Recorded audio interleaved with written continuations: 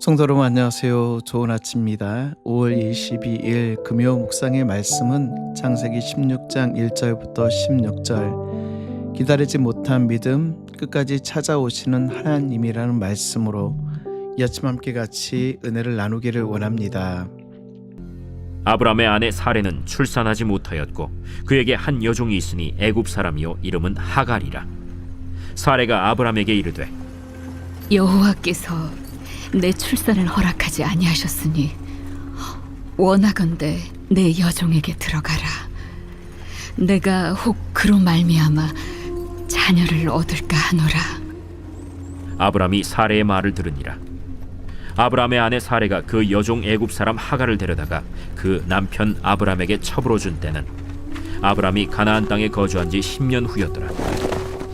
아브람이 하갈과 동침하였더니 하갈이 임신하매 그가 자기의 임신함을 알고 그의 여주인을 멸시한지라. 사레가 아브람에게 이르되 내가 받는 모욕은 당신이 받아야 옳도다. 내가 나의 여종을 당신의 품에 두었거늘 그가 자기의 임신함을 알고 나를 멸시하니 당신과 나 사이에 여호와께서 판단하시기를 원하노라. 당신의 여종은 당신의 수중에 있으니 당신의 눈에 좋을 대로 그에게 행하라. 하매 사레가 하갈을 학대하였더니 하갈이 사레 앞에서 도망하였더라. 여호와의 사자가 광야의 샘물 곁 곧 술길 샘 곁에서 그를 만나 이르되 사레의 여종 하갈아, 내가 어디서 왔으며 어디로 가느냐? 나는 내 여주인 사리를 피하여 도망하나이다. 내 여주인에게로 돌아가서 그 수하에 복종하라. 내가 내 실을 크게 번성하여 그 수가 많아 셀 수 없게 하리라. 내가 임신하였은즉 아들을 낳으리니 그 이름을 이스마엘이라 하라. 이는 여호와께서 내 고통을 들으셨음이니라. 그가 사람 중에 들나귀같이 되리니 그의 손이 모든 사람을 치겠고 모든 사람의 손이 그를 칠지며 그가 모든 형제와 대항해서 살리라. 하갈이 자기에게 이르신 여호와의 이름을 나를 살피시는 하나님이라 하였으니 이는 내가 어떻게 여기서 나를 살피시는 하나님을 배웠는고. 이러므로 그 샘을 브엘라헤로이라 불렀으며 그것은 가데스와 베렛 사이에 있더라. 하갈이 아브람의 아들을 낳음에 아브람이 하갈이 낳은 그 아들을 이름하여 이스마엘이라 하였더라. 하갈이 아브람에게 이스마엘을 낳았을 때 아브람이 86세였더라. 성도 여러분, 오늘 우리는 우리의 삶에 가장 흔히 마주하는 문제 그리고 가장 다루기 힘든 문제의 기다림과 내 뜻대로 되지 않는 현실이라는 문제를 함께 같이 묵상해 보기를 원합니다. 여러분, 인생을 살다 보면 내 방법대로 다 해보았는데 도저히 답이 안 나온다고 느껴보신 적이 있으신지요?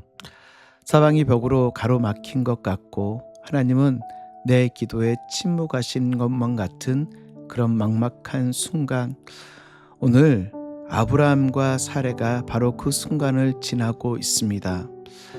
하나님께서 아브라함과 사라에게 내 몸에서 날 자가 내 상속자가 되리라 약속하신 지 어느덧 10년이라는 시간이 흘렀습니다. 10년, 강산도 변한다는 시간이죠. 그러나 사라의 태는 여전히 닫혀 있고 부부는 나이가 점점 들어 생물학적인 가능성이 지로 0에 가까워지고 있습니다. 이때 인간의 마음속에는 위험한 유혹이 찾아오는데 하나님이 안 움직이시니 이제 내가 뭐라도 해야 되는 것 아니야? 하나님의 뜻을 이루기 위해 인간적인 지혜라도 짜내야 하지 않는 것인가? 라는 하나님의 타이밍을 기다리지 못하고 내 생각과 방법을 동원함으로 어떤 비극이 찾아오는지, 그리고 그 인간의 실패와 상처 속에 하나님께서 어떻게 역사하는지 이 아침 함께 같이 묵상하기를 원합니다. 오늘 1절과 2절 말씀을 보면 아브라함과 사레는 세상의 상식이라는 덫에 갇히게 되어지죠. 1절 말씀을 보면 아브라함의 아내 사레는 출산하지 못하고 그에게 한 여종이 있으니 애굽 사람이요 이름은 하갈이라. 그래서 사레가 아브라함에게 여호와께서 내 출산을 허락하지 아니하시니 내 여종을 통하여 후손을 잇게 하자라고 제안합니다. 사실 사례의 제안은 당시 고대 근동의 문화와 법률을 보면 아주 지혜롭고 당연한 상식이었습니다. 아내가 아이를 낳지 못하면 여종을 통해 가문의 대를 잇는 것이 합법적인 해결책이었다라는 것이죠. 그래서 사례는 생각합니다. 하나님이 아들을 주신다 했지 꼭 내 몸을 통해서 주신다고는 하지 않았잖아. 하갈을 통해 주시겠다.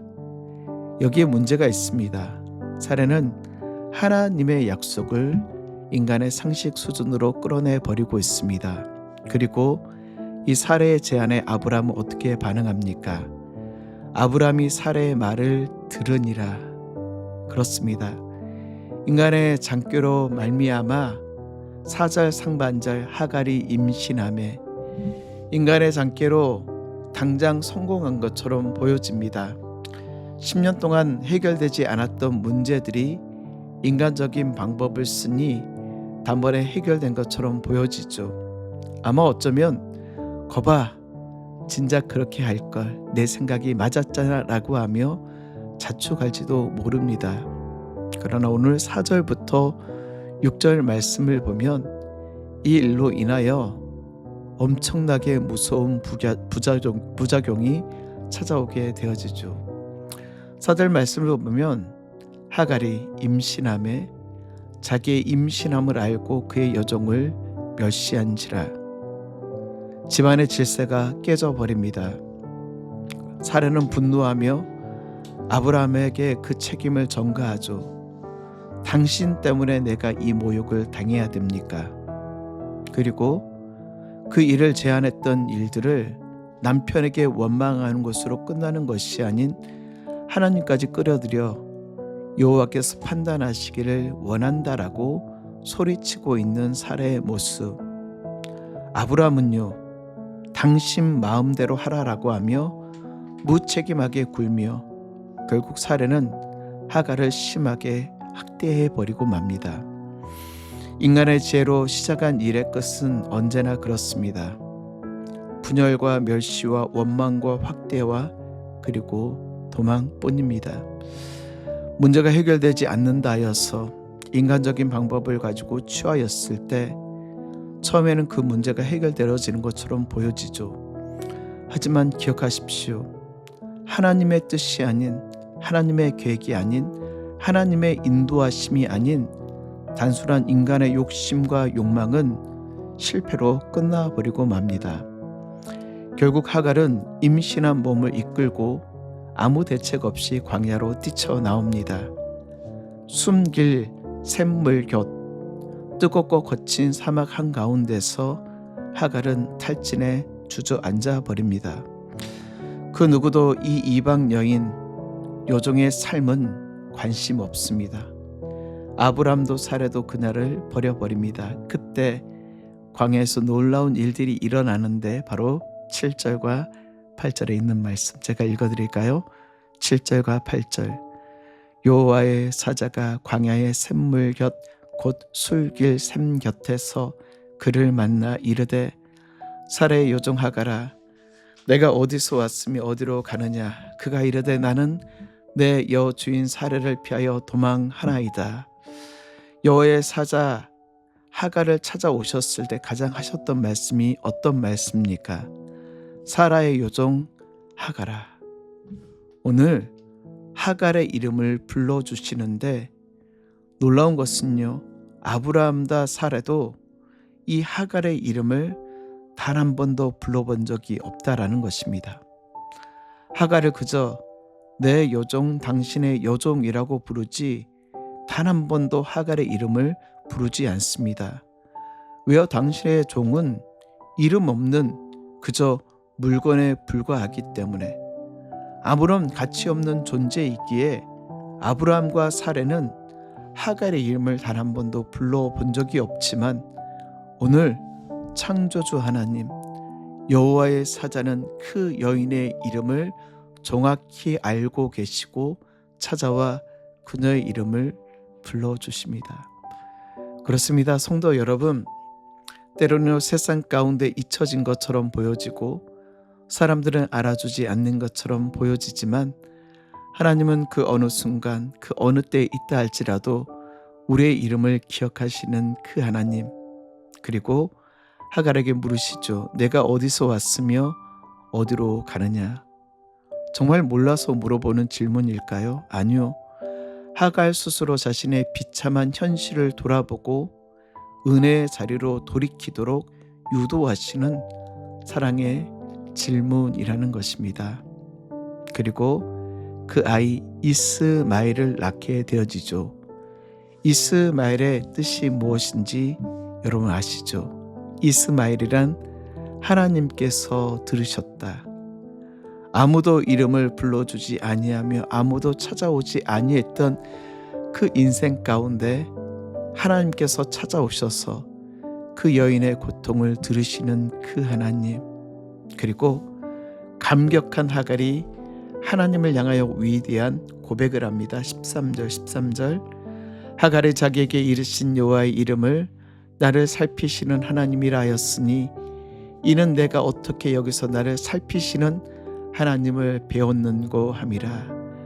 나를 살피시는 하나님, 여기서 나를 살피신다라는 이 말은 엘로이, 엘이란 하나님, 로이란 지켜보다.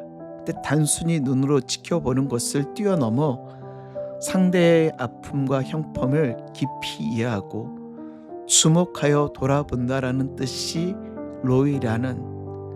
하갈은 광야에서 아무도 없는 날띵의 장소에서, 그 고독의 장소에서 엘로이 하나님을 만납니다. 아무도 돌아보지 않는 줄 알았는데 내가 가장 비참하게 버려진 그 광야에서 하나님이 나를 눈동자처럼 주목하고 계시는구나. 엘로이. 사랑하는 성도 여러분, 하나님은 아무도 알아주지 않고 아무도 주목하지 않지만 지금도 불꽃 같은 눈으로 우리를 지키시는 하나님. 말씀을 정리할까요? 오늘 창세기 16장은 아브라함의 부끄러운 가정사를 고발하는 것에 그치는 것이 아닌 바로 오늘을 사는 우리에게 주시는 강력한 메시지입니다. 때로는 우리는 하나님의 약속과 하나님의 언약을 기다리지 못하고 우리의 생각의 지름길을 찾아갈 때가 있습니다. 하지만 오늘 주시는 영적인 교훈은 내 생각의 지름길을 버리고 하나님의 타이밍을 신뢰하십시오. 두 번째, 엘로이, 나를 살피시는 하나님을 바라보십시오. 지금 홀로 광야의 길을 걷고 계시는 분이 계십니까? 아무도 내 고통을 몰라주고 내 눈물을 알아주지 않는다 낙심하고 계십니까? 아닙니다. 하나님은 지금도 불꽃 같은 눈동자로 우리의 아픔을 보고 우리의 신음소리를 듣고 계시는 하나님, 오늘 5월 22일 하나님과 함께 동행하며 하나님의 주시는 힘을 의지하여 승리하시는 오늘 하루가 되시길 주의 이름으로 축복합니다.